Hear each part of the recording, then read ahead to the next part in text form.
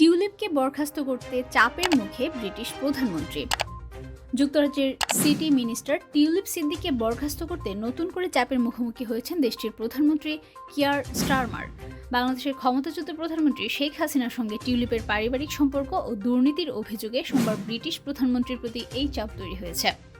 আর্থিক দুর্নীতির এক মামলায় বাংলাদেশের টিউলিপ সিদ্দিক ও তার খালা শেখ হাসিনা সহ পরিবারের আরও কয়েকজনের বিরুদ্ধে তদন্ত শুরু হয়েছে।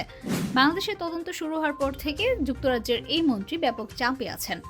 ছাত্র জনতার আন্দোলনের মুখে গত 5 আগস্ট ক্ষমতা ছেড়ে ভারতে পালিয়ে যান শেখ হাসিনা। বাংলাদেশের সাবেক প্রধানমন্ত্রী শেখ হাসিনার ঘনিষ্ঠ এক সহযোগীর দেওয়া লন্ডনের ফ্ল্যাটে বসবাসের অভিযোগ ওঠার পর চলতি মাসের শুরুর দিকে টিউলিপ সিদ্দিক নিজের বিষয়ে কিয়ার স্টারমারের মিনিস্ট্রিয়াল স্ট্যান্ডার্ড অ্যাডভাইজারকে তদন্তের আহ্বান জানান। অভিযোগের বিষয়ে টিউলিপ সিদ্দিক জোর দিয়ে বলেছেন তিনি কোনো ভুল করেননি। যুক্তরাজ্যের সরকারে টিউলিপ সিদ্দিকের অবস্থান যৌক্তিক কিনা তা জানতে চাওয়া হলে সোমবার দেশটির জ্যেষ্ঠ মন্ত্রী প্যাট ম্যাকফ্যাডেন স্কাই নিউজকে বলেন, টিউলিপ নিজের বিরুদ্ধে তদন্তের আহ্বানের মাধ্যমে সঠিক কাজ করেছেন। মন্ত্রী প্যাট ম্যাকফ্যাডেন জোর দিয়ে বলেন, এই ধরনের অভিযোগের বিষয়ে তদন্ত করার ক্ষমতা রয়েছে স্ট্যান্ডার্ড অ্যাডভাইজারের। বাংলাদেশের টিউলিপ ও তার পরিবারের 4 সদস্যের বিরুদ্ধে রাশিয়ার অর্থায়নে পরিচালিত একটি পারমাণবিক বিদ্যুৎ কেন্দ্র থেকে $5 বিলিয়ন আত্মসাতের অভিযোগের তদন্ত চলছে।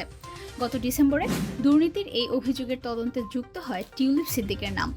এরপর তদন্তের অংশ হিসেবে তদন্তকারী কর্মকর্তারা দেশের বড় ব্যাংকগুলোর সাথে টিউলিপ সিদ্দিকের সম্পর্কিত অ্যাকাউন্টের লেনদেন বিবরণ জমা দেওয়ার নির্দেশ দেন।